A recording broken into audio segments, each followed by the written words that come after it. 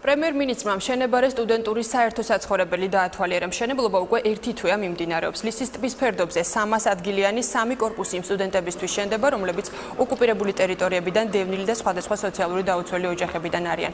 ამ დროისთვის დასრულებულია საძირკველი რკინა-ბეტონის სამუშაოები. პროექტი სახელმწიფო ბიუჯეტიდან 5.250.000 ლარით ფინანსდება. კომპლექსი ექსპლუატაციაში სავარაუდოდ მომავალი წლის გაზაფხულზე შევა.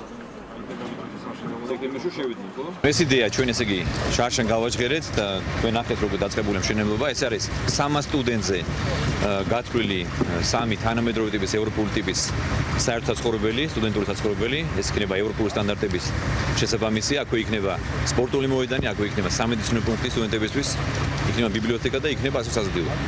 ეს არის მთავრობის ხელშეწყობით ჩემი დაწყებული ეს პროექტი და ჩვენ ვარაუდობთ რომ დასრულდება წლის ბოლოს თუ არა 2016 წლის გაზაფხულზე. ეს არის პრემიერ-მინისტრის ინიციატივით დაწყებული საერთო საცხოვრებელი სტუდენტებისთვის. ძირითადად გათვლილი იქნება შეზღუდული შესაძლებლობების მქონე, იძულებით გადადგილებულთა და სოციალურად დაუცველი სტუდენტებისთვის. 60 ადამიანზე იქნება გათვლილი, იქნება 3 ადმინისტრაციული შენობა, უпростоროდ ერთი ადმინისტრაციული შენობა და 3 საცხოვრებელი კორპუსი. ამ ეტაპზე უკვე საცხოვრებელი კორპუსების საძირკველზე რკინა-ბეტონის სამუშაოები დასრულებული არის, მიმდინარეობს ადმინისტრაციული შენობის საძირკვლის სამუშაოები.